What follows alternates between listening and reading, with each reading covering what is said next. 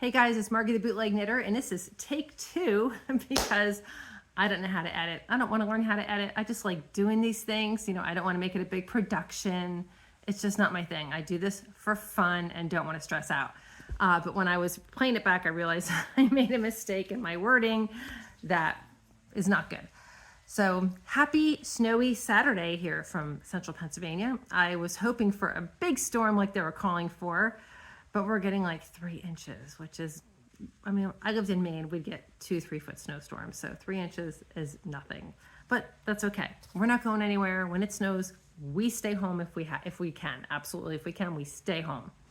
So let's talk socks. This is sock number 2 video. All right.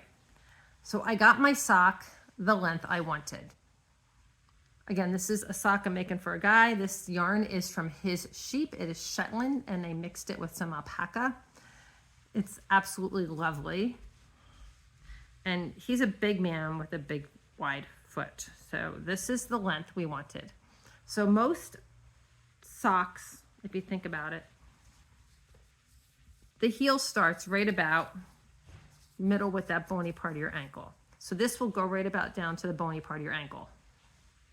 When you have reached the length you want it to be, you're going to take your stitches and cut them in half.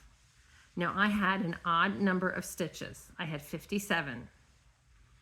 So I have 19 and 18.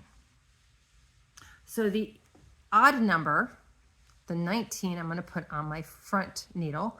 This needle is going to be the top of the foot. So that's my odd number. My even number are going to go on my heel. That's important because of what you're going to do. So my even number of stitches is on my heel. If you have an even number of stitches, that's great, that you don't have to worry about 18, 19, or whatever your numbers are. Okay, so just divide your numbers in half. Half's going to be the top of your sock, and the other half is going to make the heel. Now, in the average adult, the spot from your ankle bone, like the middle of your ankle bone to the bottom of your foot, is about 3.5 inches. So when I'm using DK yarn and I do my heel is going to be a total of 20 rows. Okay, because 20 rows in DK yarn is just about 3.5 inches. So if you're using DK yarn for your socks, I already did the math for you. It's 20 rows for the heel. Now say, Margie, I'm using sock yarn. Now what do I do? Okay, so for sock yarn, it's not hard. Just figure out how many stitches per inch. If it's at about 10 stitches per inch, it's going to be, say, 36 rows. Okay? This is 10 stitches per inch going up and down, not across, okay? Going up and down. If it's 12 stitches per inch, that'd be, let me think, 36, 37, 38, 39, 40, 41. Again, do 42 rows, okay?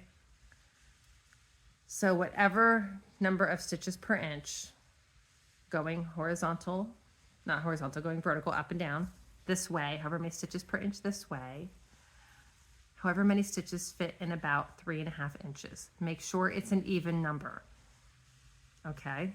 If it comes out to be 43, make it 44. Okay, there's a reason for that, okay?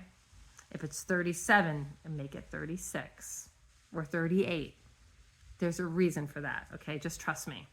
So whatever you're gonna do, so for DK, we're going to do 20 rows. And this is how we're going to do it. Your first row, now I already did a couple rows because again, I filmed this, I played it back and realized, oh man, I made a mistake. That's okay. On row number 1, it was just a terminology mistake. Hang on, my yarn is wrapped around my leg. How did that happen? Okay, so on row number 1, row number 3, row number 5, all your odd rows, you're going to do the same thing. And all your even rows, you're going to do the same thing. So this is row number 1 for you, okay? Row number 1 for you. And again, have a piece of paper or a stitch counter so you can, or a row counter so you can count your rows. So on row number 1 and row number 3 and row number 5, and row number 7, okay? You're gonna do the same thing, all your odd rows. Sorry, itchy nose. You're going to start with a slip as if to purl. So you're gonna take your yarn and pull it toward you. I always think as purls as pulling toward me. So you're gonna pull the yarn toward you. I don't care what hand you hold your yarn in, it doesn't matter, it's the same thing. You're gonna pull the yarn toward you, and you're going to go as if to purl, okay? Sorry, go as if to purl. Slip that stitch off so the yarn wraps around your stitch under the needle. Okay, now take your yarn away from you, I think as to knit as to kick it away. And now you're going to knit the next stitch. So the first stitch you slipped as if to purl. The next stitch you knit. Stitch number 3, again, pull the yarn toward you, slip as if to purl, making sure that yarn goes under the needle when you do that, and then you're going to slip it off. Get the yarn in front of you, and now you're going to knit. Now, if you notice, every time you slip to purl, that yarn, there we go, that yarn is wrapping around that stitch that you slipped off. That's going to make it stronger so that your heels don't give out. So again, I slipped as if to purl. Now I'm going to knit, and I'm going to do that all the way across. Okay, slip to purl and knit, slip to purl and knit, slip to purl and knit. I promise it'll be over fast. Slip to purl and knit, slip to purl. Whoops, I dropped it. Hang on, I slipped my stitch. Let me fix it. All right, I slipped to purl. Now I knit, slip to purl and knit, slip to purl and knit, slip to purl, and hang on, there we go, and knit, slip to purl and knit, slip to purl and knit, slip to purl and knit. Okay, so then you end on a knit one. That's why you need an even number. So now you're going to turn it around so that the purl side is facing you. Okay, purl side is facing you. Here we go. I'm going to kick my yarn away as if to knit. I'm going to slip this first stitch as if to knit and take it off. So again, it's going to wrap that end stitch. Okay, now I'm going to purl all the way across. So on the purl side, you only slip that first stitch and you slip it as if to knit. And what that does is it wraps the yarn around that stitch, and it's going to create a little loop for you for future use. Okay, so let me purl across. We'll do this one more time just so you have it down, okay? So again, make sure you write down the rows you're doing, because if you're using DK yarn, you're only doing 20 rows. If you're using sock yarn, you're gonna have to, again, figure out how many rows you get per inch. That's what I meant to say, how many rows you get per inch, and then figure that out. So it's gonna be a much higher number, and that's okay, because it's sock yarn. If you're using worsted weight yarn, it's going to be a lower number. Okay, so that was my 6th row, because again, I started before. I wrote this down, here we go. That's only your 2nd row. So one more time, just so you have it, and I promise I will be quiet and let you go about your day. We're on the right side row, which is your stockinette stitch row. It's facing you, okay? And you notice now this side's getting higher. This is my heel side, it's getting higher.